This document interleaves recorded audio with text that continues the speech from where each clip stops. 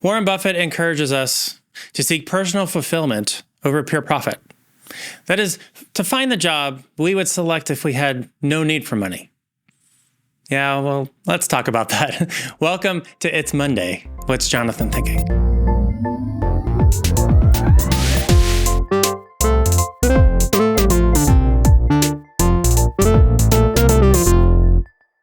Hello, everyone, and welcome to another episode of It's Monday. What's Jonathan thinking? You hear it all the time, right? The proverbial question, what am I meant to do? I have all these things that I'm interested in, but which one is the right one? Which one should I choose? Well, some common guidance is to figure out, what are you passionate about? And focus on that. Even Warren Buffett has been often quoted as saying, if you are doing what you love, you won't work a day in your life. Well, I have to challenge Mr. Buffett a bit. I feel like there are some things that ultra-wealthy people say because they're ultra-wealthy and they get to say that. The rest of us mortals need to figure out how to pay for the mortgage, and that means figuring out how to make a living. And the question becomes not what am I passionate about? We can be passionate about a lot of things. I think the more important question is what am I good at? Now, let's unpack this a bit because I think this topic could cause quite a discussion. Seems to have already on LinkedIn as I posted a survey. Thank you to everyone who responded. My perspective here is that there are lots of things we can be passionate about. Not all of those passions can be monetized. More often than not, what we are good at is what we can turn to in a career. Let me take this to a more personal level. When I was in my 20s, I was tremendously confused about what I should do when I grew up.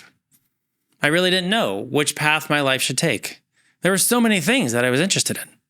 I really didn't know yet what my calling was. I thought, I love my religion. Maybe I should be a rabbi. I love music. Maybe I should be a musician. I had so many interests, but I also loved being in school. I loved studying business. I loved my journey of getting my undergraduate degree in business. I probably meandered through every potential concentration within the business school before I stumbled upon this thing called information systems. I think within this grouping we call information systems, I likely have tried every role. Like so many things about me, I was interested in everything, but I didn't really know what I was good at. And as I got older, things started to take some shape and form. It turns out I'm not the quickest mind when it comes to structuring a stored procedure or programming a microservice. But when it came to bridging the gap between business and technology, well, I found some strengths there. Being the one to understand what the business wants, but also be equally capable of translating that to a technical team, that was an area of comfort and high self-efficacy for me. Ultimately, I took it a step further into managing projects and managing teams of project managers, and setting up systems, setting up processes, optimizing processes, creating that ever important line of sight where key initiatives are. That was where I blossomed. Is it my passion? Most days, yeah. I love what I do. I love the team I get to work with. I love what we're building, and I do love the work that we get to do. But there are days where it feels like work. It feels like a slog. And some days it doesn't fill my cup the same way some of my avocations do. For example, successfully leading a congregation in prayer and creating those deep prayerful spaces and moments, I've not really experienced anything else that fills my cup quite that way. The challenge is that I could never figure out a way to monetize that the same way my current career compensates me. So ultimately, I had to make a choice. Providing for my family was just more important. Would I change anything? There's been multiple moments along my journey that reinforced that I made the right choice. The parts about being a rabbi that I find most enticing are drowned out by the parts that I don't think I would be very good at.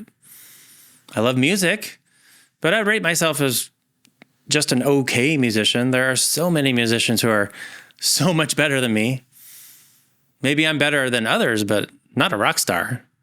I'm certainly never going to sell out a stadium with my talents. So I'll have to settle on challenging Mr. Buffett a bit. At the end of the day, Berkshire Hathaway is where it is because he is enormously good at what he does. He is unique in his field at finding the right companies to invest in there's just no equal. Yeah, I'm sure he's passionate about it too, but the reality is that if he hadn't figured out how to monetize what he was good at, he likely would have had to find something else to do. These are my thoughts for this Monday morning. I hope you enjoyed this episode. As always, leave a comment, and hit that subscribe button. And don't forget to follow me on LinkedIn. And for all my friends in the United States, I hope you enjoy a peaceful and gratitude-filled Thanksgiving holiday. And I'll see you next Monday for another episode of It's Monday. What's Jonathan Thinking?